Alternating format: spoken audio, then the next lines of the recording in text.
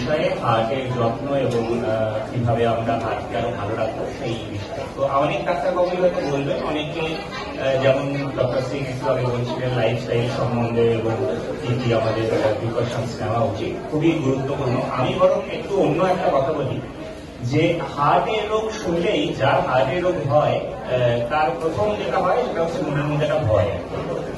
So খুব ভয়ের ব্যাপার, সবাই হার্টের রোগ ভাবলেই একটা ভয় পেয়ে যায়, নানা প্রশ্ন নানা সংশয়। তো আমি যেটা বলবো প্রথম যে দেখুন, হার্টের রোগ যেমন আছে, হার্টের রোগের চিকিৎসাও আছে, অর্থাৎ ভয় যেমন আছে, ভয়কে জয় করার পথও কিন্তু আমাদের কাছে আছে, এবং সেখানেই বোধহয় আমাদের ডাক্তারদের ভূমিকা বা আমাদের হেলথ স্টাফদের ভূমিকা।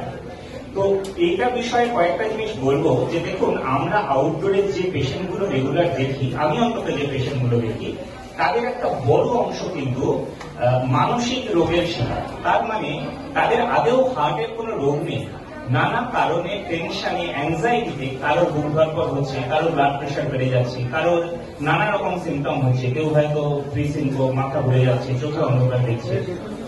এদের অনেকেরই ইনভেস্টিগেশন করে কিন্তু আমরা খুব একটা কিছু পাই না।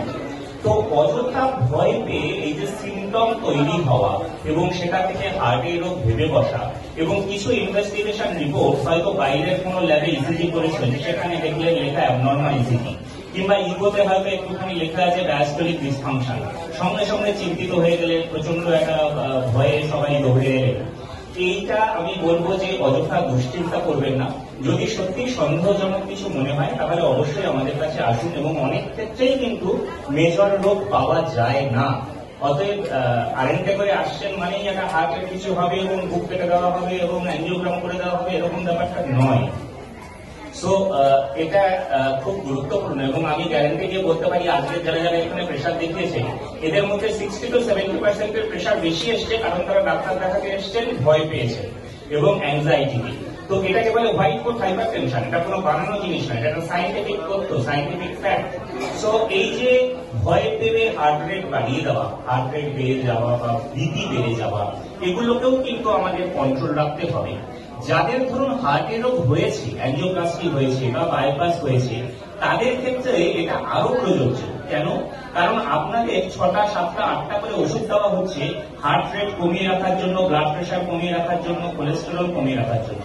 আপনারা যদি অযথা নিজের ওই অ্যাঞ্জিওপ্লাস্টি বা বাইপাস নিয়ে দুশ্চিন্তা করতে থাকেন, ক্রমাগত হার্ট রেট বেশি থাকবে।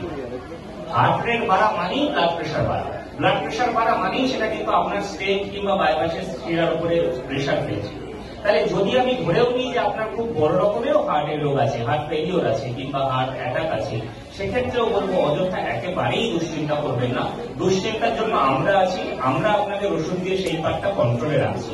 হ্যাঁ, কিছু কিছু রোগ নিশ্চয়ই অ্যাডভান্স হয়ে যায়, রোগী কষ্ট পায়, সেটা তো আলাদা, সব রোগেই সব ডিসিপ্লিনেই সেটা ঘটে থাকে।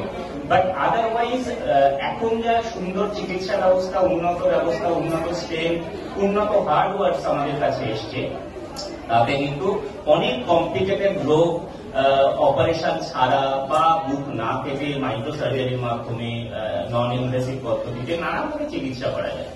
সো খুব ইম্পর্টেন্ট যে সিমটমকে ইগনোর করবেন না, সিমটম বলে আসুন, বাট অযথা দুশ্চিন্তাও করবেন না।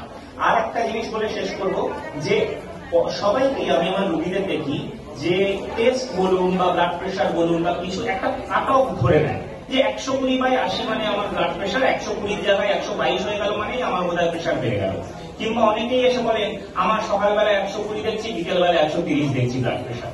দেখুন, কোন ব্লাড প্রেশার, পালস যাই বলুন, বা কোনো সুগার, কোলেস্টেরল, এটা কোনো ফিক্সড কাট অফ ভ্যালু নয়, এটা একটা রেঞ্জ।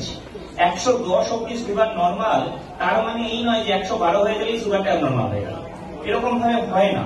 একটা রেঞ্জ, একটা অ্যাভারেজ ভ্যালুর উপরে সেই জিনিসগুলো ডিপেন্ড করে। সো এইটা নিয়েও অযথা দুশ্চিন্তা নয় যে আমার সবসময় 140 প্রেশার থাকে, আজ কেন 120 দেখাচ্ছে, কেন বিকালবেলা আমার 124 হয়ে গেল, এটাই স্বাভাবিক। ব্লাড প্রেশার আপনার কাজের সাথে, আপনার খাওয়া দাওয়ার সাথে, অ্যাক্টিভিটির সাথে ভ্যারি করবে, পালস ভ্যারি করবে, সেটা না করলেই কোনো অস্বাভাবিক। যদি কেউ বলে যে আমি যতবার 100 বার প্রেশার দেখেছি মানে প্রেশার 120/80 আছে, একটু নড়চড় হয়নি, আমি সেটাতে বেশি চিন্তা করবো। রাদার কেউ যদি বলে যে আমার 150 ওঠে, মাঝে মাঝে 110 মাঝে মাঝে নামে, বা কোনো নিচেরটা 60 নেমে যায়, this is normal. So believe in the range, এগুলোর জন্য অযথা আমরা অনেকেই দুশ্চিন্তা করি। তো there is not a single cut off value, কোন ফিক্সড কাট অফ ভ্যালু নেই, রেঞ্জে চলে। এবং ভ্যারিয়েবিলিটি মানে এই ধরনের প্যারামিটার কিন্তু সময়ের সাথে সাথে ভ্যারি করে। তো এগুলো নিয়ে চিন্তা করবেন না, কোনো সংশয় থাকে আর নিজের বুদ্ধিতে ডাক্তারি করবেন না, এটা আমি একদম বারবার রিকোয়েস্ট করছি। আপনার ফোন খারাপ হয়ে গেলে, গাড়ি খারাপ হয়ে গেলে আপনি কি গুগল করে গিয়ে গাড়ির কোন পার্টসটা খারাপ হয়েছে এটা দেখে সারান? তাহলে ডাক্তারের ক্ষেত্রে কেন করে?